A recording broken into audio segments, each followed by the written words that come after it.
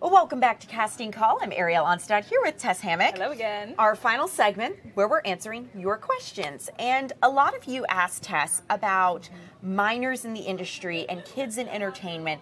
How do you get your kids involved? What roles exist for minors? Are there laws you need to be aware of in having your children act or be involved in this crazy entertainment industry? And then just what to expect throughout the process. So, Tess, taking it away first, roles for minors. Yes. They're a little harder to come by, but they do exist. Yeah, they can be. They can be a little bit harder, mostly because there is, and we'll get into this a little bit later, there's a lot of regulation around minors on set, and it can be costly. Those can be costly regulations to a production, so they don't usually open that up as much as they would, those roles for legal adults. But there are still opportunities. I mean, my goodness, look at so many of these huge projects that we've had lately. Yes. Lots of minors on set, Stranger Things being one of them. And then, of course, there's always going to be room for minors and children and kids. I mean, AI is good, but we're not that good just yet. Yeah, no. And so, of course, there's still opportunity. They're just a little less available. That makes sense. So, with discussing regulation, what laws should people be mindful of when they have put their children into acting? Yes, so the department that really regulates this is actually the Department of Labor. The Department of Labor, Makes which sense. makes a lot of sense. And so the Department of Labor is going to, they have a lot of laws about how many hours minors can work. They also have to have a studio tutor on set with them. They have to have schooling hours as well. You know, the Department of Labor is not going to let you slack on school just because you're already working. That's still a requirement for minors as well. And then they also have what is called a CLC, which is a child labor coordinator. And that's going to be, as a parent, your best friend as your child begins to work in acting and begins to have those long days on set. That child labor coordinator is really going to act as kind of the middleman between you, the production, the representative, which is often the parent, but can also be a driver for the child. And then the Department of Labor, they make sure that all of those laws that the Department of Labor has on the books are being followed. One of them is the child smoke law. A child cannot be present for, they cannot be present while smoke And is smoking present. used to be so prevalent. I mean, first of all, just in any public space you went in back in the States and back in the day, but Yes. like movie sets, I mean, it was like a chimney. Well, not only personal smoke, but also any special effects that That's they may have interesting. smoke for. Yeah, because that could be chemical. Children also cannot be present while an explicit scene is being shot. Children also must appear fully clothed in every scene that they are in as well. Makes sense. So those are just some of the laws, and that CLC, that child labor coordinator, is going to be your voice, because as the parent, you're not always going to be right there on that film set, but that child labor You can coordinator, voice your concerns to the coordinator, and they Yes. make sure that things are going well. Exactly, and they're also responsible for reporting if anything does go wrong back to the Department of Labor. Good to know. Tess, it's interesting, right? All this regulation exists surrounding movies and sets to protect children and minors. And, you know, we're starting to see this shift with the rise of social media and content creation. Yes. That now, it used to be you would just post on social media, but now that people have made this their career and there's entire industries dedicated to this, mommy bloggers are starting to face a lot of regulation. And it's such an interesting dynamic, because in a film set, it's an industry, you take your child to whatever this is, Right. but now the film set's in your house, Yeah. it's in your bedroom. And Utah mommy bloggers are, you know, kind of in the point of controversy right now with this whole... It's always Utah. It is, honestly. Because the reality is, like, some of these child stars who came from social media are now grown, saying, this was the hell I was forced to endure, right? This is the life I lived. What protections can we put in place to make sure that other kids aren't exploited by their families, which is really sad. That's a great question, and that's going to really come down to what does Congress and the Supreme Court rule on, with a lot of respect to the freedom of speech that we have. And there is a lot of blurred lines. There are a lot of I'd love to see regulation, and yet I'm also like, there is a line there, Right. and I don't think that anyone has a clear view of You know, Right. how far into someone's home do we reach? And I think one of the biggest ways they're trying to protect children is financially. California's already passed some laws, Illinois. California's had that law on the books for quite a while. California and New York have the most child labor laws for obvious reasons. Yes. I would love to see us have a little bit more here in Georgia, since we are really ramping up production as well, and we've become a great hub. I think we could see a little bit more of that. But yeah, absolutely. And the law you're referring to is actually a great one. It basically keeps a parent or the legal guardian or the representative from squandering a child's earnings that they make. Some of it has to be set aside in a trust. I believe 15%, if I'm not wrong. But yeah, and so there are a lot of laws, and they have thought of a lot because they've been through a little bit more than we have. Better to learn from other people's experiences than have to have our own, I always say. So in terms of that, when it comes to content creation, there's going to be a lot more shades of gray, if you will. Thankfully, though, on film sets, you have to be permitted as a minor. You got to have a number, you got to be registered with the DOL. You got to have your CLC. And there's a lot of regulations surrounding that, so that the child is always safe, and that you as the parent always feel comfortable as they're starting their entertainment career. Yeah. Well, Tess, thank you so much. Thank you. This is great. If you have some little ones you're trying to get into the industry, I think that you've given them some great places to start. Yes, so, I hope so. Well, we are going to go ahead and take a break, and we'll have more content for you after this, and we'll see you next week back on Casting Call. Yes, we will. Thank you so much, guys. Have a great day.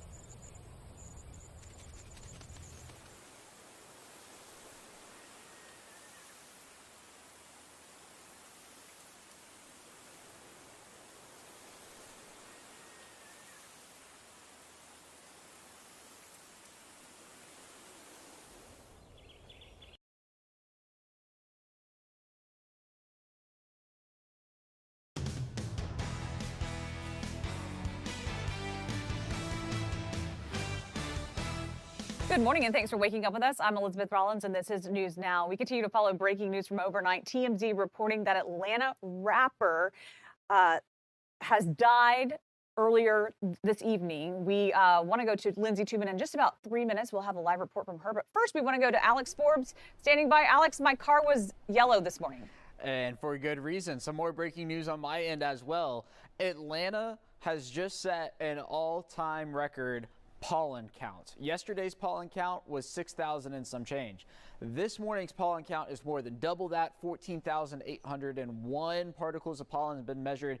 It's a lot of tree pollen, oak, pine, sweet gum, sycamore, birch, and then also some weed pollen as well. Mugwort and sheep swirl is out there. Worth noting that our mold levels are at least low, so there's your one positive. But man, you weren't kidding when you say everything is yellow. How does this compare to the rest of the month so far? Well, this is now our 6th extremely high day, but it blows the rest of them out of the water, right? We more than doubled yesterday, which more than doubled the next closest day, which was last Monday, the 24th. So this is right on cue, the end of March, beginning of April for high pollen counts. And man, did we put a high number up on the board today.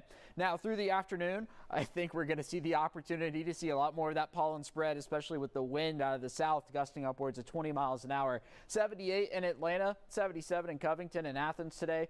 Hanging on to the upper 60s up there in northeast Georgia and Blairsville. Then for tonight, we're not going to cool that much thanks to the cloud cover, down to about 61 or so here in the city. Mind you, our average low temperature is 48, so we are going to be well above that. And I think we're going to be saying that phrase a lot over the next week ahead. Well above that in terms of the temperatures. All right, so here's how it looks on the hour-by-hour forecast. Again, I'm expecting a little more in the way of shower activity across metro Atlanta and North Georgia than we're seeing right now here on this forecast run.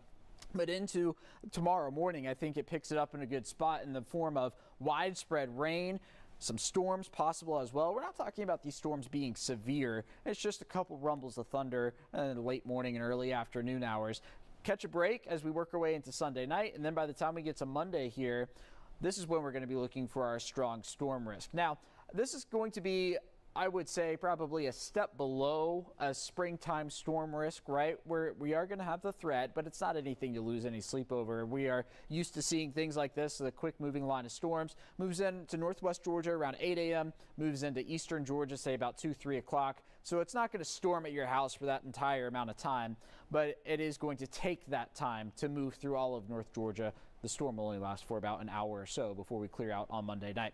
We do have the opportunity to pick up some much needed rainfall out of this as well. Widespread 1 to 3 inches going to be possible across metro Atlanta and North Georgia. We're about 2 inches below average for 2025 so far. So as I alluded to, much needed. I know the timing could probably be a little better if we could shift it into the middle part of the week. But the result is warmer temperatures, 80 on Wednesday, 85 on Thursday, 85 by the time we get to Friday. I know next week is spring break for some districts here in North Georgia, so at least we've got a nice forecast for that. Looking ahead to the following week, which is also another big spring break week, it looks to be warm as well. Elizabeth? Thanks so much, Alex. We'll check back in just a few minutes. Meanwhile, we continue to follow that breaking news. TMZ reporting that Atlanta rapper Young Scooter has died after an incident following an incident with Atlanta police. We want to go to Lindsay Tubman, who is joining us now at GBI headquarters. Lindsay, you've been following this all morning. What's the latest? Well, Elizabeth, there's been a lot of confusion over this story, which is exactly why Atlanta police called in GBI agents in order to take over this death investigation. But yes, according to TMZ, rapper Young Scooter died last night after an incident with Atlanta police. They say Young Scooter, whose given name is Kenneth Edward Bailey, died on his 39th birthday. Now, Young Scooter is known for making music with Gucci Mane and Future. He's had songs on the Billboard Top 100 list, including Jet Lag. But this incident started at around 5:30 last night. That's when Atlanta police responded to a home on William Nye Drive. They got an initial call about a dispute with a weapon. And when officers got on the scene, they attempted to knock on the door of this house.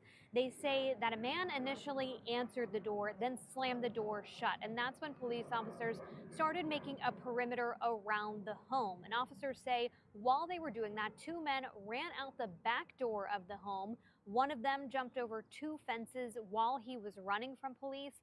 Police ultimately caught up with him. They found him on the other side of one of those fences, and they say he had a significant injury to one of his legs. In fact, police officers say they tried to wrap a tourniquet around his injury. He was taken to Grady Memorial Hospital, where he died. Now investigators are trying to clarify what exactly happened in order to get ahead of all of the conversation that's been happening on social media. There is no indication of anyone being shot.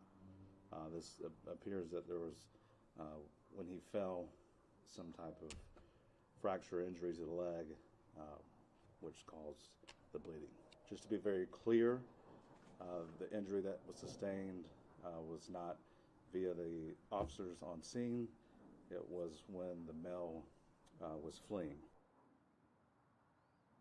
And a press release sent by Atlanta police officers, they say they responded to that initial call about a possibility of gunfire, but there was never any gunshots during this incident with Atlanta police. They say none of their officers ever fired their weapons. They say there was no gunfire on the end of anyone else. So just trying to clarify that for anyone who might have heard differently online. But the GBI does say they have taken over this investigation. Atlanta police requested that they step in. We're still waiting from an update on their end about the latest in the investigation, and as soon as we get that, Elizabeth, of course, we'll keep everyone updated. Thanks so much. Lindsay Tuman reporting from GBI headquarters this morning. We're also following breaking news from overnight. Police are investigating after a man was shot near the State Farm Arena. This is during March Madness that's going on right downtown. This happened near Lucky Streets and Mill Streets overnight. Investigators say one man is in the ICU after that shooting. They are looking for that shooter. Meanwhile, we are following some fun and exciting news. The Savannah Bananas are in town here in Atlanta, and Caitlin Pratt has the best assignment of the morning. Caitlin. Dream assignment, Elizabeth. Dream assignment. Those are that's the takeaway here. Go Bananas, everybody. Okay, so I'm here off of Powers Ferry Road at one of the Dunkin' Donuts. Look at this line. Everyone here waiting. They've been waiting all morning to go meet some of their favorite players. Players from the Savannah Bananas and also the party animals too. All here greeting fans. Hey, hey. You see they're getting so much swag, Dunkin' stuff, heading in. And I want to show you, this is really neat. They have specialized donuts, Elizabeth, to represent the players, each of the teams. I'm going to give you a good look at this case. So pretty, aren't they? Oh, my word. And I bet they taste really good, too, right? So good. Hey, do you have a favorite donut? That one right there. Haven't had it yet, but it's got to be the best. What's it like to have so many fans here just kind of soaking up the festive spirit? It's super cool to come hang out with the fans. They're all my friends already. You know, we all like the same things. So hang out at Dunkin', great spot to hang out. Having a fun morning. Are you excited to be at Truist Park this weekend? Yes, ma'am. Beautiful stadium. We went last year, checked out a game, so to get to play in it is kind of surreal. The boys will put on a good show, though. Go party on it. Tell me about the fan base. I mean, they're so fun, right? Really keeps you guys going. Yeah, we have a great fan base that really is all of our show. Our show's not fun without the fans. So when the fans bring that atmosphere, bring that energy, it just feeds us to want to put on a better show and play better for our fans. It's a perfect circle, and we love to get to share experiences with them. Party animals. Thank you so Party much. On. Yes. So another look for you here. Love it. Oh my gosh, such a fun morning here in Cobb County, Elizabeth. And in the next hour, I'm going to tell you about a local family who is going to the game tonight. One of their family members has really suffered and been at Showa through the years, so it was an extra special treat for them to get tickets to tonight's sold-out game. And again, we're going to have their story in the next hour here on Fox Local, but I'm going to leave you just with this live look here. I love it. I love it. What a great assignment. Thanks so much, Caitlin Pratt. We'll have more a little bit later, but meanwhile, you can take us on Fox Local on the app. Also listen to the radio, Fox 5, Radio 1, Network 107.9. We'll be right back.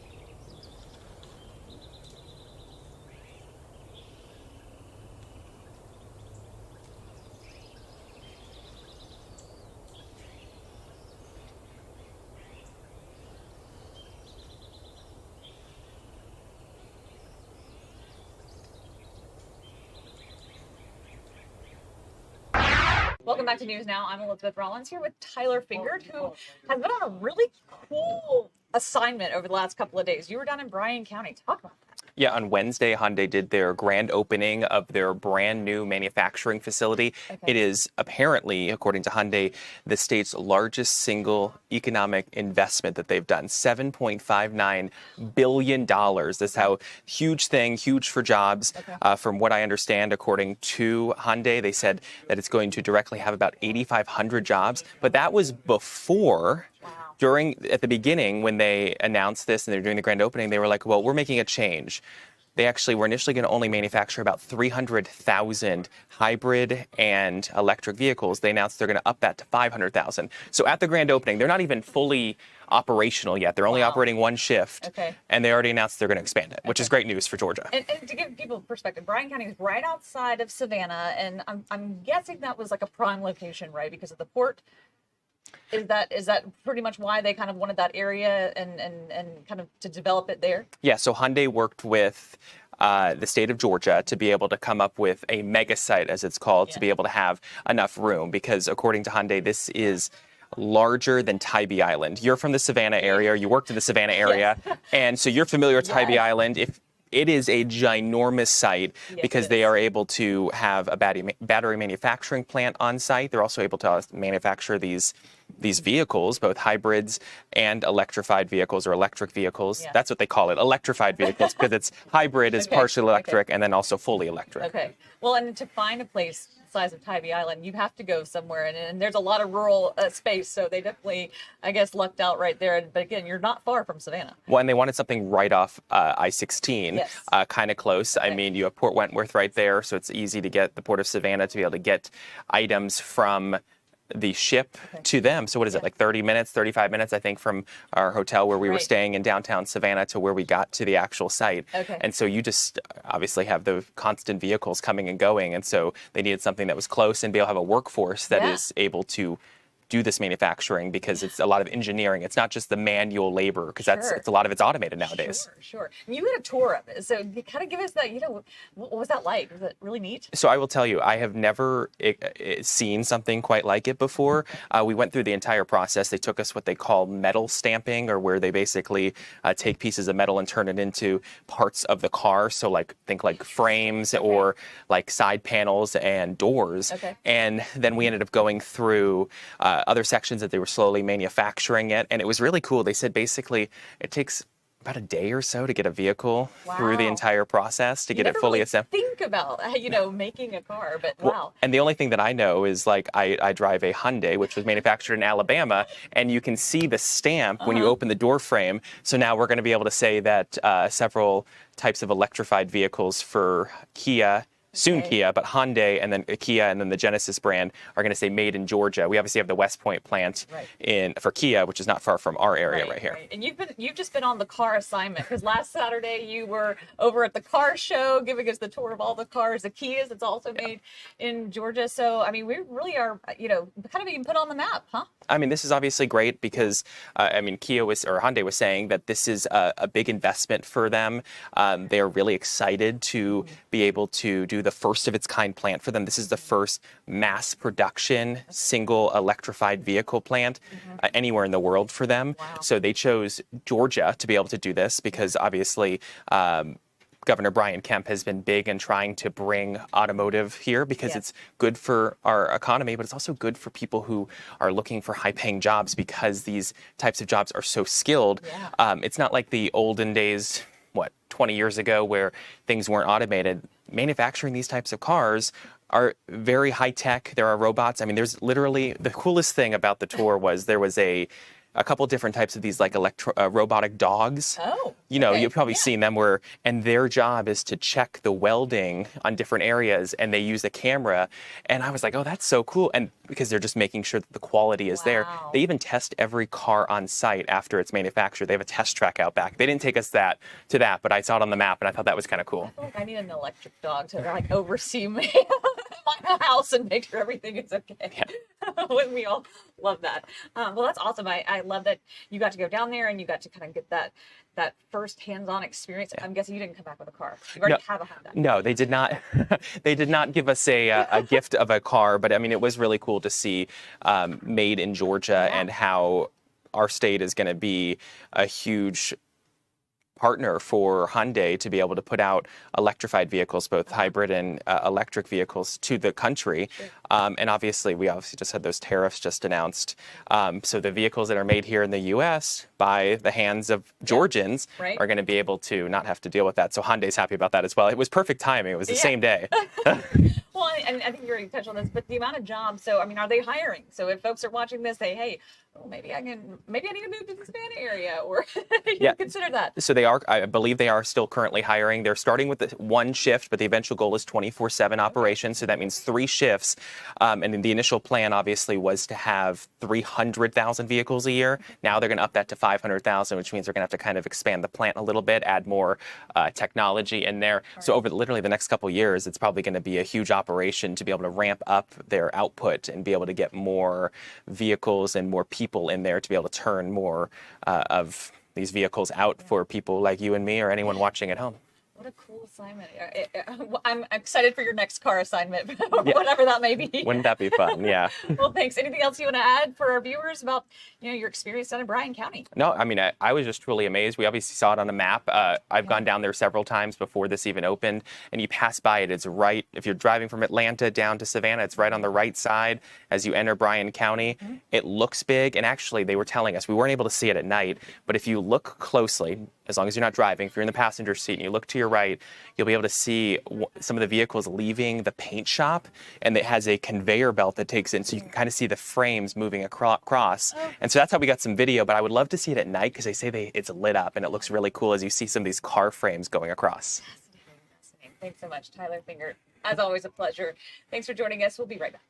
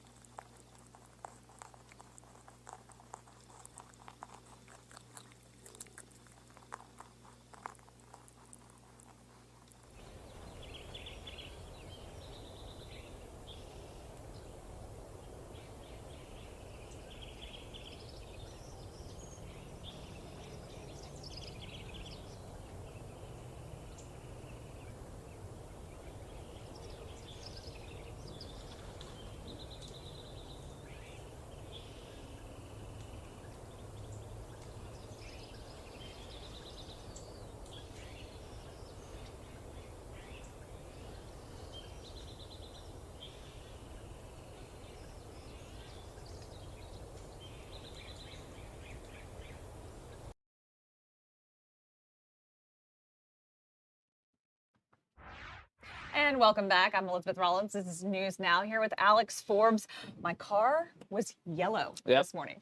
I know. And you know what? I had to bite the bullet yesterday. So the inside of my car was so dirty. And I didn't want to go get it washed because it was going to be worthless 5 minutes after I did it. And I was like, yeah, I need the vacuum. There have been lines though with the car washes. I've seen.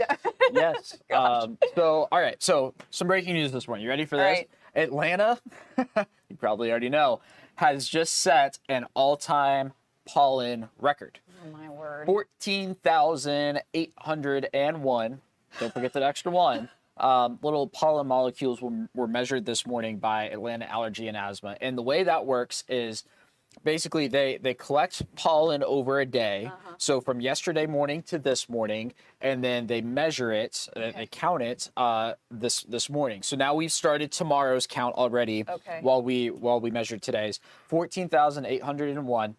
Previous record was just shy of 10,000, which was set back in 2012, I believe. Wow. So we've been waiting on the pollen. Here it is, all at once. But the good news in this is, it's the hope that it's all at once, right? Right. Hopefully this is it.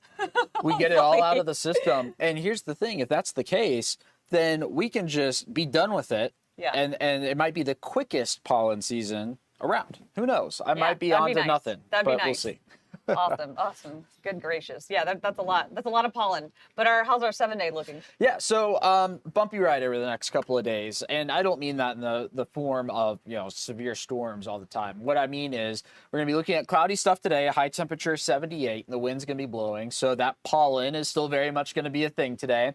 It looks like we will have the opportunity for a couple of showers. So if you're headed out to the Savannah Bananas game tonight, it is going to be a possibility. Uh-oh. I think the better chance of rain is going to be tomorrow morning and early afternoon. So any outdoor plans then, I would have a plan B. And then I'm looking for a round of strong storms maybe on Monday. We're in a level 2 risk, but look, it certainly does not compare to 2 weeks ago by any stretch of the imagination. Right. But it's not nothing, all right? So 73, your high temperature on Monday after the storms. We'll keep an eye on them. I wouldn't lose any sleep over it. I'm not losing any sleep over it. And then we clear out 75 for Tuesday, and then look at the end of next week, 80 on Wednesday, 85. And it's going to be rather warm Thursday and Friday with a 20% chance of rain both days. 85, it's a little early for that, but it is the first week of April. Spring break for a couple of districts here in North Georgia. Yeah, ready to put that swimsuit on. It's that time of year. Yeah, it's getting you in the mood for the beach. It is, and you're bringing me a mixed bag this week. I loved last weekend when we had all the sevens, the lucky 7 forecast. That was fantastic. I really love that. Thanks so much, Alex Forbes. Meanwhile, you can take us on your Fox Local app. You can also listen to us live at Fox 5 Radio 1 Network, 107.9 HD2 FM. Listen to us anytime. We'll be back in just about 30 minutes for more news now, starting at 11 o'clock this morning. Y'all have a great Saturday.